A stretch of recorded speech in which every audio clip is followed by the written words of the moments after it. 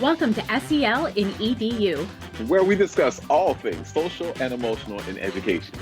I'm Krista. And I'm Craig, and we are your hosts on this journey. This podcast is created in partnership with Pennsylvania ASCD. Good day, good day, good day, good day to our SEL and EDU family. So glad to have y'all back. It's Krista and I. Krista, how are you doing? I am doing really good today. It's actually a weekend, and so we're really excited that we were able to snag our very busy and very knowledgeable guest today. But I love the fall, so I'm super happy with this weather. Oh, is there anything? you? What have you gotten into in regards to just enjoying the fall? A lot of outdoors, doing some hikes, doing some walking out in nature, looking at the sunsets, the sunrises. The beautiful colors are what really inspire me. How about you? How are you doing? I'm doing pretty well. I am hopeful to get out and do some apple picking. It is one of my favorite experiences, and I am really excited about apple cider donuts. I'm excited about hay rides and just being able to walk, through a great harvest of a variety of fruits and some vegetables, because there are some vegetables that are growing as well. Oh, so true. And you reminded me, we just made apple crisp last night. It's a family favorite. So I need to go snag the little bit that's left before one of my boys gets it. I'm not that kind of mom. I shared and they had their time and now it's mine. Well, a little joy goes a long way. So it's all good. Yes. Well, I think we need to go ahead and also welcome a great guest. We have Barbara Bray, who is here. I'm excited, been a fan for a long time. And so let me share a little bit why I am a fan of Barbara Bray, who is an author, coach, speaker, story weaver, and difference maker. I'm gonna just pause right there. Story weaver and difference maker. Like, I just can't wait to dig into that a little bit more to understand the origin, but that is amazing. She's been on a mission for over 30 years. That's right, 30 good years, transforming teaching so that learning is authentic and meaningful. Barbara is a co-author of Make Learning Personal and How to Personalize Learning.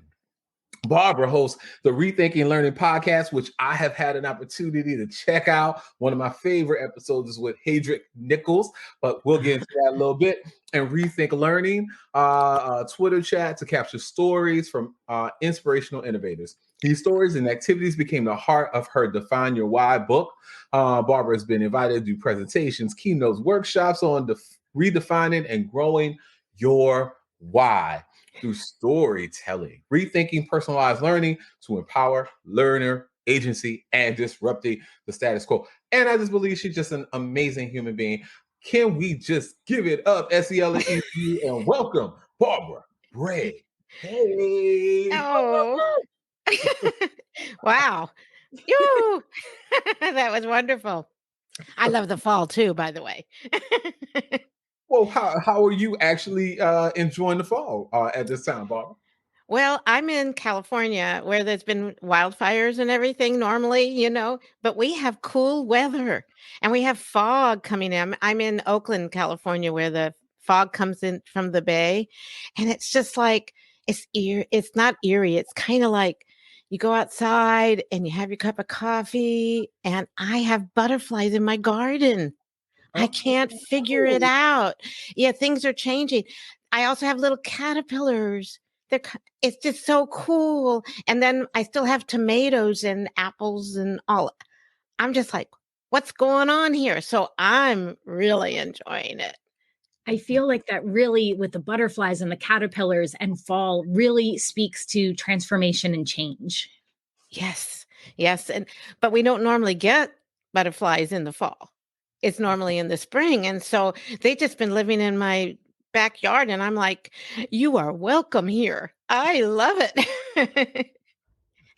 So it's a whole new life. It's so different now because normally it's hot and we have to, I've had friends and family that have had to evacuate because of the fires. We haven't had any fires. So knock on wood.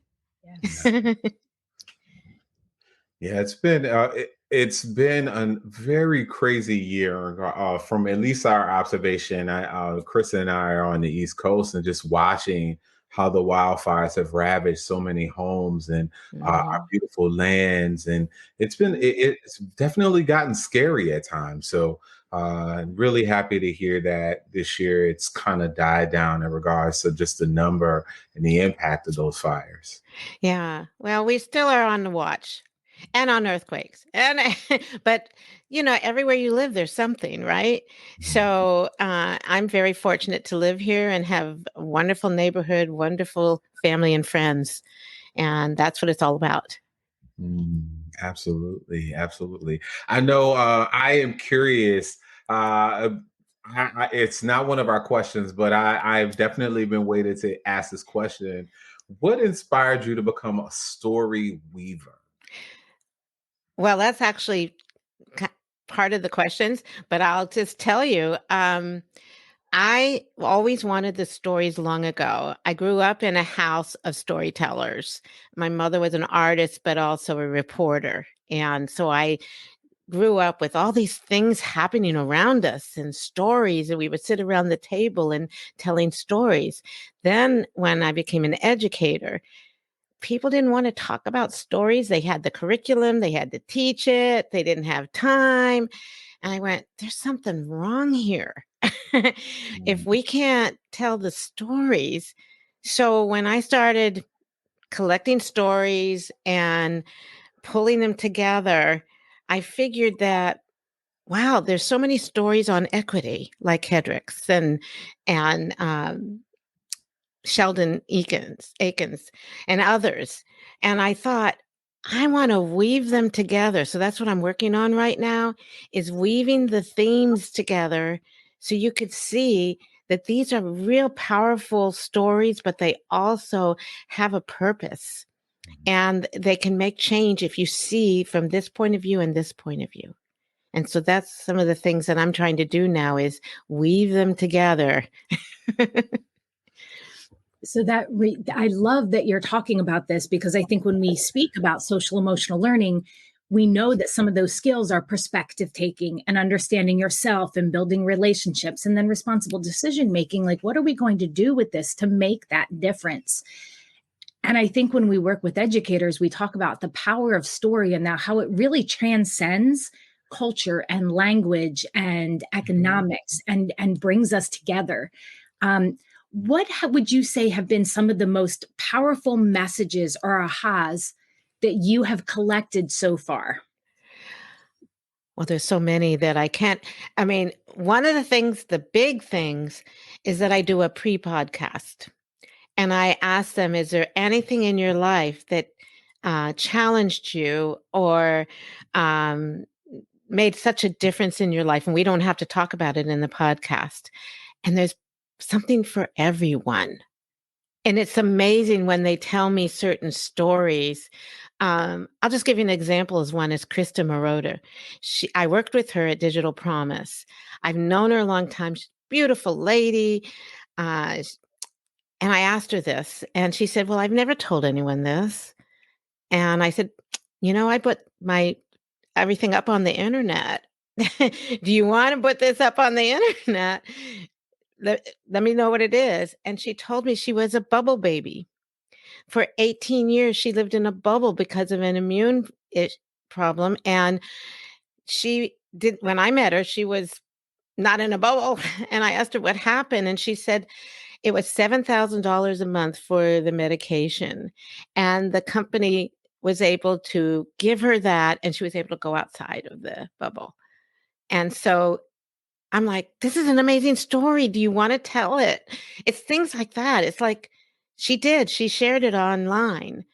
And I was like honored that she was willing to open up and tell the story of what it was like to live in a bubble. I mean, I can't even imagine, except when we went into COVID, everyone felt like that. So I could relate to it. People can relate to her now.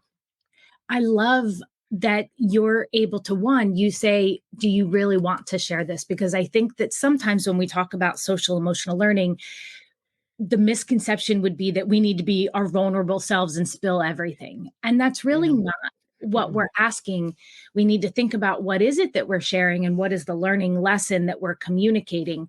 And so I think that that's really powerful that you recognize that. And I think that speaks very highly to you and that community, that connectedness that you create right away with people. And so this is my first time getting to meet you, and I'm already feeling that. Like, I have followed you on social media for so long, and I love the resources and the images and how you take something that seems really complex for people, but you are able to shape it in a way that is accessible, whether it's people's stories or their takeaways or instructional practices. And so for that, thank you. Wow, Krista. I didn't realize I had your old Twitter handle, and I then found out you have the new one, Resonance. Is that right? Yes, Resonance Ed. Resonance Ed. And so I've been sending to you the wrong one all the time. And now I'm so glad I found that. Yeah. Because we've been connected for years. Yes, we have. Just kind of like on the down low. I'm glad maybe you have your Twitter handles up on like I do, because I always found that it's really important to connect, and Twitter has really given me an opportunity to meet amazing people around the world. I've been really fortunate, and I love being able to connect and be able to learn about people, some of the things that maybe they wouldn't tell others. But I'm trying to get better at it. I figured that you're constantly learning. I don't care how old you are. If you want to keep growing, you're keep learning, right? Absolutely. Yeah, I was fascinated in one of the recent chats that you held was centered on Indigenous People Day, and there were a number of things that you did. You sent, you had held a Twitter chat. I think you posted or reposted. Like, here's a lesson. You talked about land acknowledgments, and I know I personally appreciate how you are making other communities feel seen in the midst of so many things that are transpiring across our nation right now from a political and social perspective. One of the images that you posted or that I really hold dear is for those who will not be able to see my hands in all of this, but you'll hear my voice. You have a tree stump and just the rungs of the tree stump compared to the handprint and just fingerprint, yes, and showing that all of this is connected. All of us are connected and unified, by just being inhabitants of this earth. And hopefully people understand its inheritance. And so I'm curious as you continue to evolve and you get to hear new stories. What are some newer developments that you are, are surfacing for you as you continue to celebrate, affirm, shed light on some of the different communities that you have been tapping into in some of these conversations? Well, I found, Craig, thank you. It wasn't mine. I found this under it's American Indigenous people. There's lots of threads that I'm part of. So when I go and grab something, I try to find the author. I couldn't find the author of that or the person who put that up originally. So I usually try to cite everything. So I can't take credit for it, but I'm so glad you loved it because I did too. Like I said, I grew up, my mom was a courtroom artist and a reporter, and she did all the big trials. And the reporters used to be in my house, our house, and I would meet Angela Davis, and I met Daniel Ellsberg from the Pentagon Papers. I've met people that were amazing.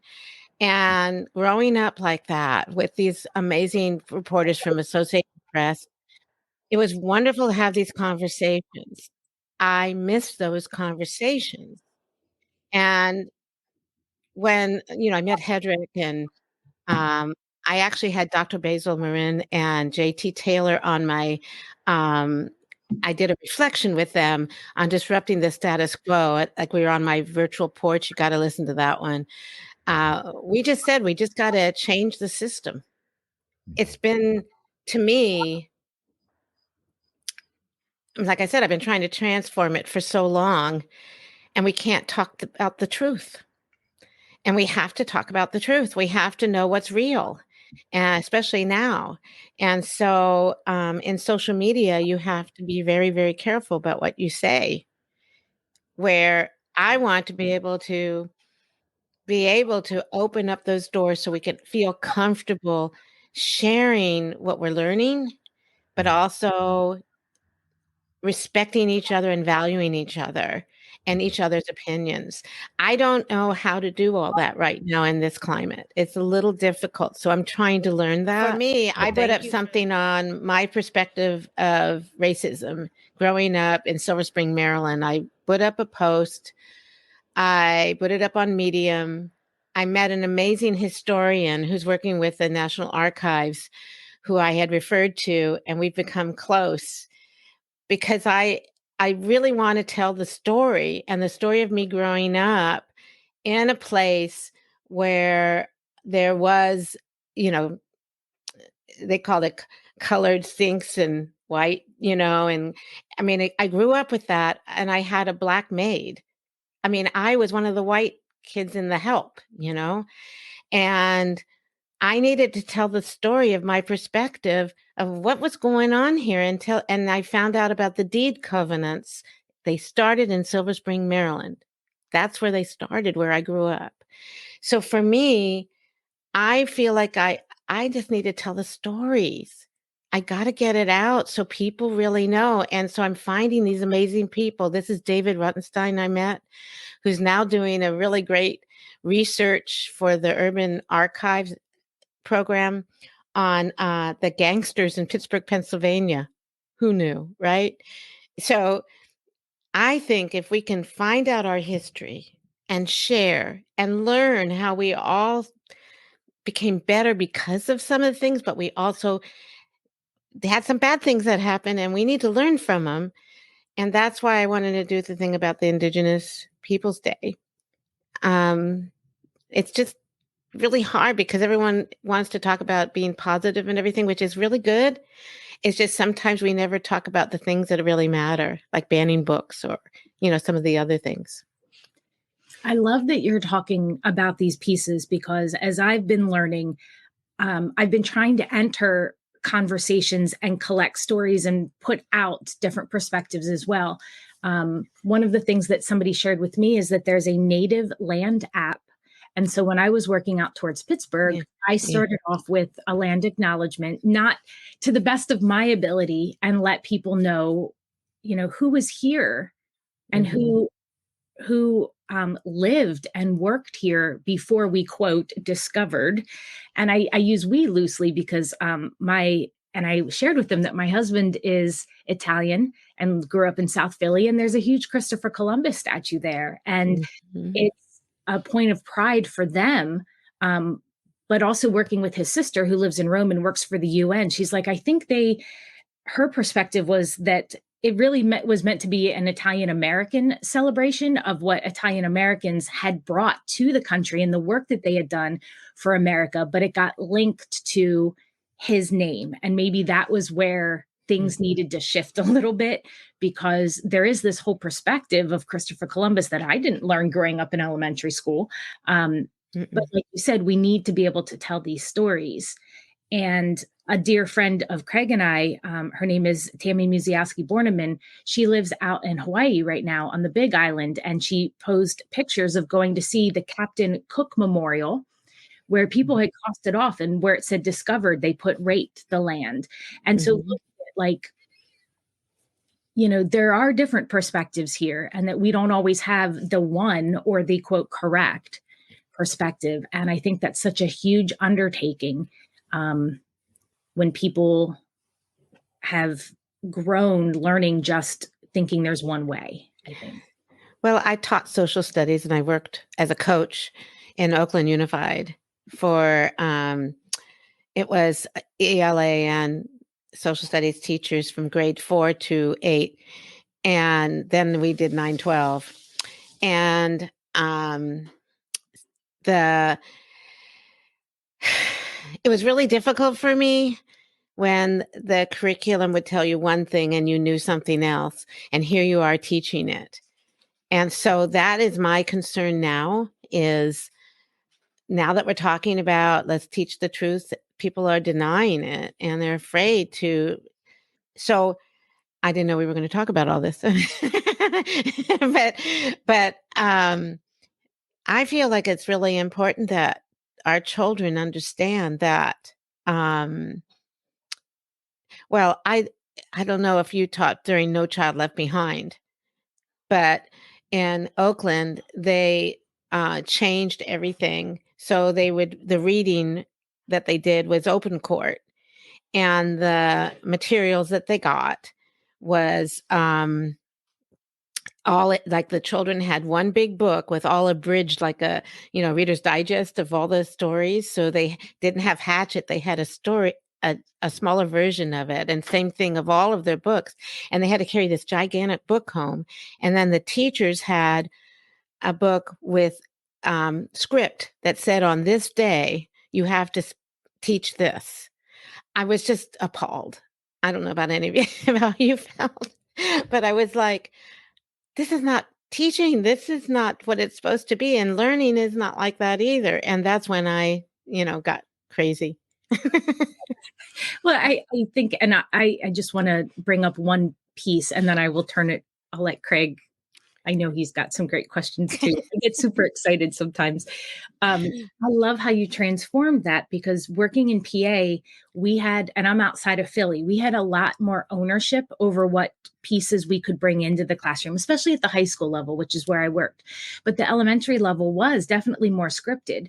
And so I think that for me, this is one of the things that I appreciate about your resources, because not only do you talk about stories, and you're empowering other people to share their stories, but also you put up images, and these are on your resources under your toolkits, on how this impacts teaching and learning in the classroom. And so my favorite one, and I was going digging because I needed to find it, but it's moving to personalized competency-based education and learner agency. And you take people through traditional type of learning through to emerging, invested, innovative. And step by step, it shows like, here's where you might have been early in your career, but society's changing and time is changing. So what does this look like and sound like and feel like for you as the educator, but for the students to experience in their learning? And I just think that these have been such game changers for people to have them as an entry point so that they can start really transforming the way that they interact with students and the curriculum. Well, thank you for sharing that. The toolkit, some of these, when I worked with school districts, we take it apart and they can customize it. But the other thing I'll do is have them take a lesson and circle where they are leading like, where are you using these as part of the moving to agency or not? And where would you like to be? So take one color pencil and then another color pencil and say where I'd like to be, and then talk about it. And what's interesting is just that idea of saying, well, I actually am not doing what I want to do. Maybe I do want to do, because the hardest part is admitting that I may not be doing it and meeting the needs of all the students. And I want to tell them, I wasn't that great. I mean, this is what happens. You learn as you go, and you realize that you really have a diverse group of kids that are all at different reading levels and social emotional levels. And especially with COVID and being Zooming or Google Meet, whatever they did, it really impacted them now. And that's why we need SEL. I mean, I could go on and on and on. Oh, please do. Because I'm like, yes, yeah, I'm here. I'm muted, but I'm like, yes, yes, yes. I want to hear Craig though first. Do you have a question or Well, direction on this? Well, I'll connect some of this through my thinking and reflection. I'm still thinking about something you had shared about uh, the prior part of the conversation where you're thinking through the shifts in our environment, how tough it's been for educators and people to stay the journey because it's just it feels much more complex these days. It feels more tenuous. And in a podcast, in a tweet chat, I think it was like Build Hope EDU or something like that. Yeah. You had shared this graphic about reconciliation. Reconciliation means we must flow together, flow, flow together again. And I was thinking about this because right now there are a number of educators who we're standing with, supporting, listening to, and trying to provide support to, who feel like they are up against a wall. So as both you and Crystal were talking about teaching content that you feel is actually more authentic, that you probably are getting from primary sources in the experiences that you are that you have as history teachers and teachers of truth, right, and justice and equity and what is right. And some folks feel, at least the stories that I know have been coming from some of our colleagues is, I want to teach the truth, but it comes with consequences. Consequences I can't conceive. And so when I think about chapter 7 of your book, Define Your Why, you talk about have empathy for you. And so I think about the educators who are like, I just don't know if I can keep doing this. Should I quit? What am I going to do? What about the children and families I've developed a relationship with? And I know that you, in chapter 7, you talk about mindfulness strategies. You talk about breathing and relaxing, and you talk about the unimaginable stress and burnout that comes with it. And some of us, feel like we can be in that arena that Brene Brown talks about, in Braving and in just her conversations around vulnerability was really tough right now. And so I'm really curious how you have positioned yourself to sit with educators who feel like they're up against the wall, or how are you providing I guess sage and wisdom, at this time when it feels like there's so much that's going on and it may feel overwhelming. Yes. So I do some workshops. I call them play shops. And I use Ikigai and story exchange. I'll tell you what story exchange is in a minute. But Ikigai is, I bring in what do you love and what are you good at? And I have teachers share at a table or share on Zoom. What are those things that make you come alive? What are those? And can you connect those in the classroom? Those kinds of things. I have some teachers that tell me, I don't have anything I'm good at. I'm like, okay, we're going to just pull back and we're going to just look at this. Are you cooking? Do you like to cook? Do you like to sew? Do you like to garden? Do you like to go for a walk? Let's just think about all the things you love and get back to that right now. And then what you're good at. Let's start thinking about something that you're really passionate about. Do you like to read? Do you like to read? Because some of them are told they can't read aloud now, the things they love.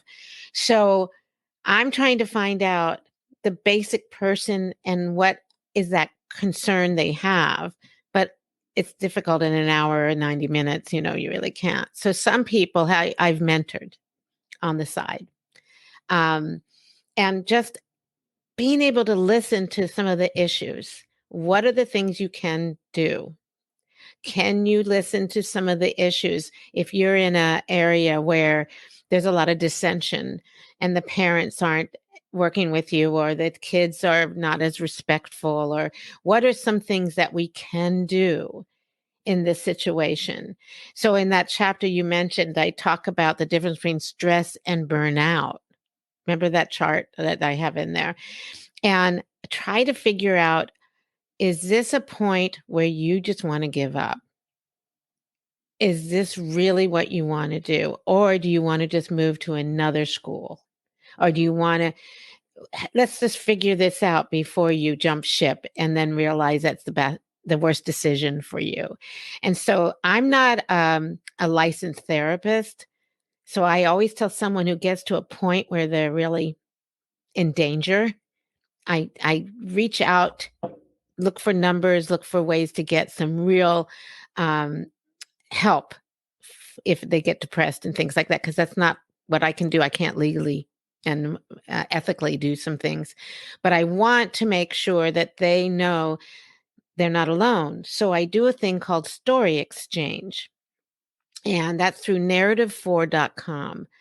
And it's where they sit with another person and they learn how to listen to the other person's story. And it's a very short story about a challenge that they had. And then the other person listens to theirs, and then they share back. So what I would do if I was with you, Craig, and I listened to your story, I would go back to you. I go, "Hi, my name is Craig, and and I tell your story because I really listened to you, and you repeat back my story." Every time I've done this, people start crying because somebody really heard them. And then I was in Kentucky a year ago. I can't even remember now. And did this. And there was two women that did not know each other, two teachers. And what happened is they found out they had both lost someone special to COVID, but they didn't tell anybody. They didn't want anyone to know, but they both connected and they were hugging, and it's like they needed someone to talk to about it that wasn't family, because the family, that wasn't a colleague because it could not work. And they were holding each other the whole time and walked out and came up to me and said, "This was the best thing in the whole world. Now I have someone I can lean on." And I think that's the other thing. Teachers are in silos, they're alone, and they're not even able to go next door and work with the next door teacher. I mean, we got to open the doors or find ways to people can connect. So anyway, like I said, I can go on and on. I'm hearing that, and I found the website for the narrative for it's like when you have to coach people with empathetic listening, because we're so used to having a back and forth dialogue or being distracted. And that's such a powerful tool, I think, to have people be able to speak uninterrupted, but then have somebody really listen and speak it back to them. It's beautiful. And I've done it many times now, and I've done it online, and I've done it. And I need to go through the whole training if I'm going to do this to go farther. I just had a few, you know, enough to give me an opportunity to open the door for people. And you can do this with schools. They offer the ability to bring coaches in and facilitate this at your site. The thing is that our children are hurting. This is not, I mean, I was just talking to a neighbor kid who's going to watch my cat. He's a sophomore, and he was telling me how hard it was for him, and he's pretty smart, but how hard it was for him to be online because the teacher decided that everyone could turn their a video off if they want. So there was no connection, and the teacher was just talking. It was just not, if you can't build those, like with you, if I didn't see you, because when I do my podcast, I do the same thing. I have my guests so I can see them and we can talk. And I think we need to make sure it's okay, unless someone really doesn't want to do that, but that we build these connections and that we feel okay to hear the stories and somehow be there. If you notice there's a problem, reach out to the family, right?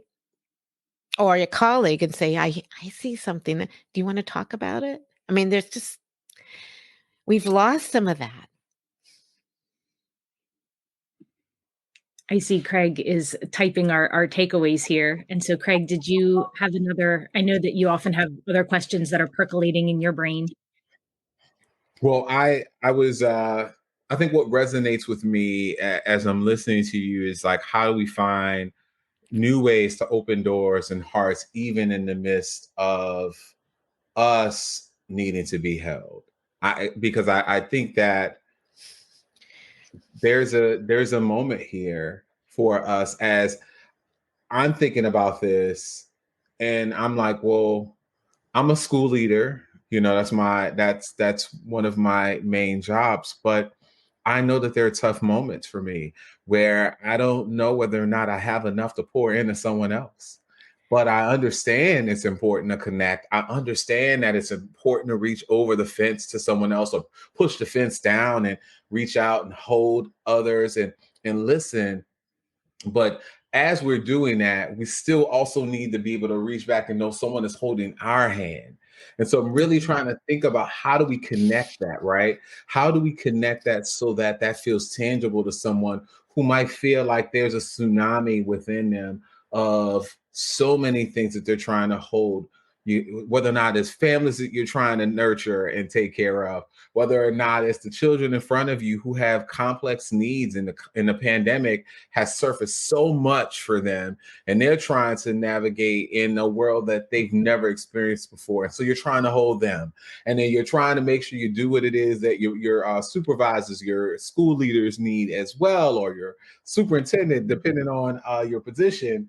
But I'm also thinking like, okay, so how do I do that in the midst of all of this, right? How do I hold on to that space of empathy? How do I hold and make space for others when I too need space for myself? And so I'm really trying to think through that as we're having this, because I think and maybe it's just me, maybe it's my stuff right now that's surfacing, but I'm really trying to think about how do we do that and do it well so that we keep the momentum moving forward. And so that's what I'm wrestling with as we talk.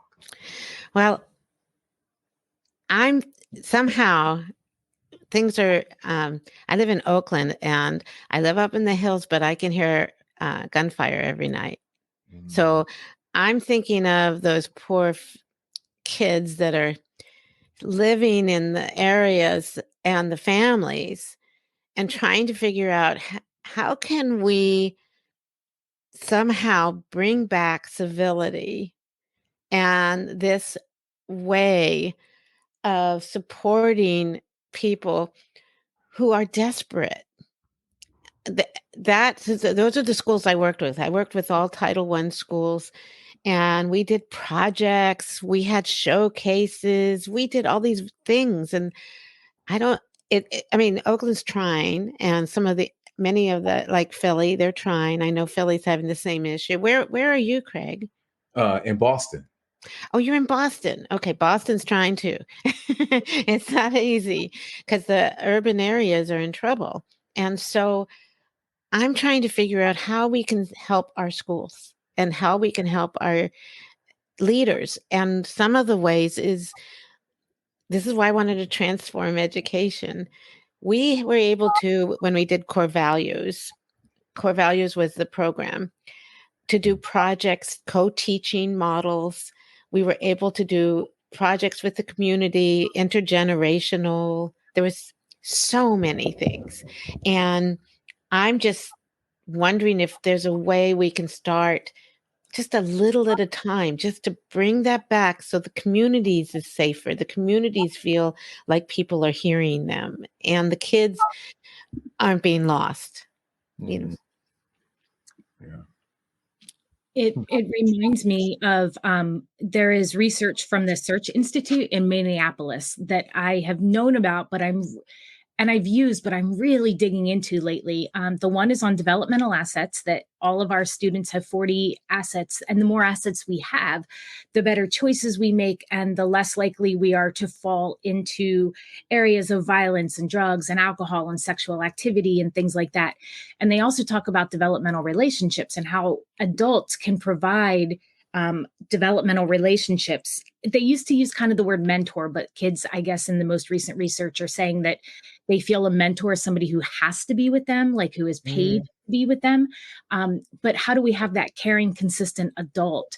And we know through SEL, through just good teaching and learning and the developmental assets and relationships, that schools can't do it alone, that classroom teachers can't do it alone. And so you bring up a point that I think we know in theory, but then what does that look like in practice? That we have multiple connections. So students are connected at multiple levels with multiple groups of people to really provide that support system in the schools, in the homes, in the communities, in the towns. And what does that look like? And I think you've given us some very tangible examples of what that can look like to start us off.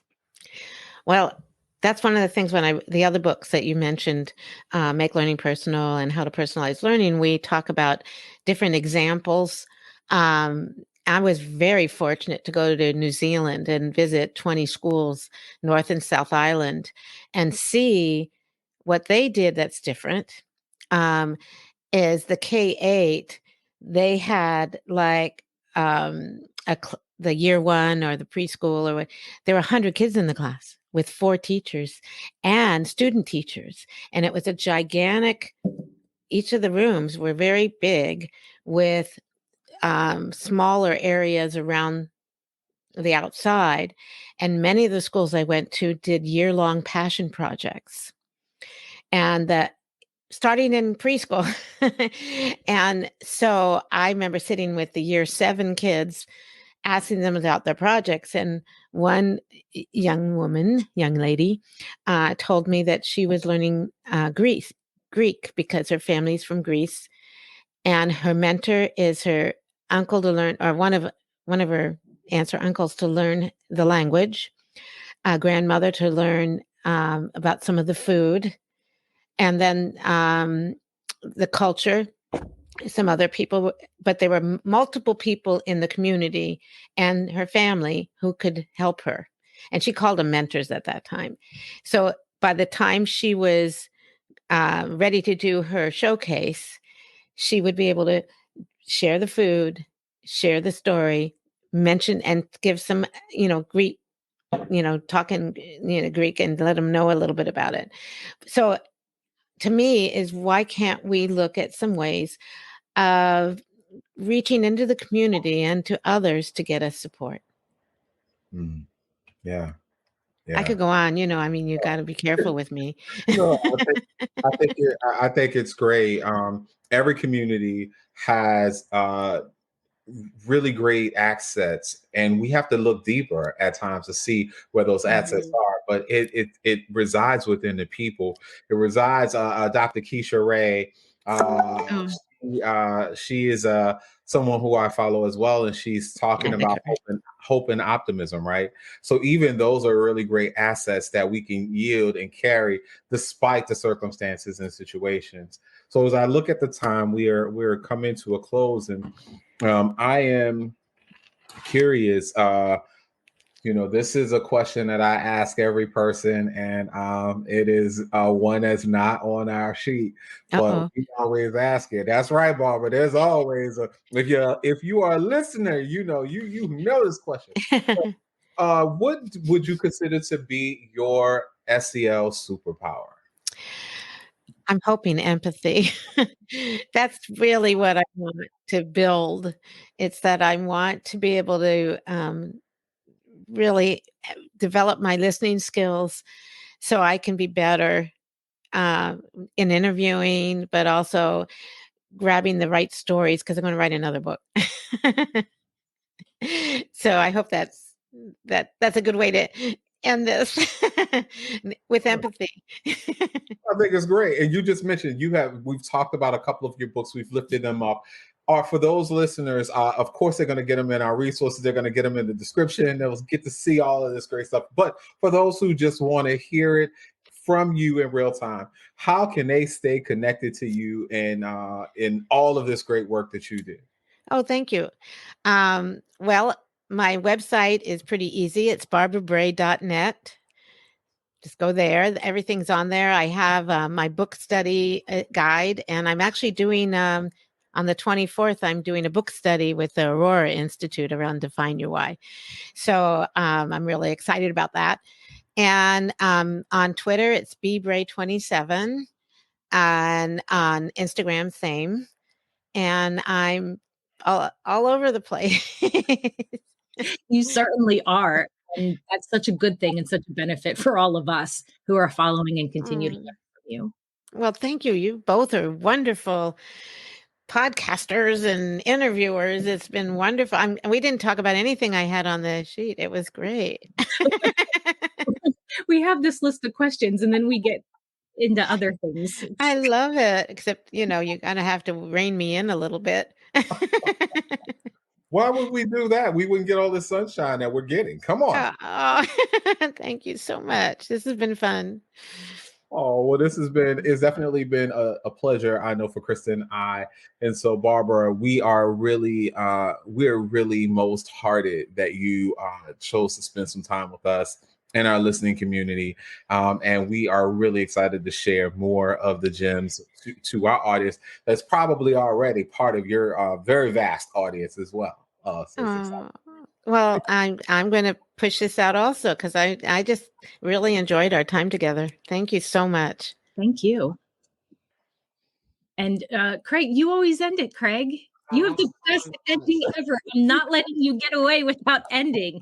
It's your thing. It's your thing. All right, young people. It has been an incredible time, SEL and EDU family, with Barbara Bray. As she shared, there are tons and tons of ways to stay connected. Barbara Bray is one of the great, gems in our world who is continuing to transform and blaze, a mighty trail for educators who are coming into her leader queendom, if you will. And so, oh my God. Until we connect again, we just want you to hold yourself and others dear and tight, and do that with love as you stand in the light. Y'all have a good one.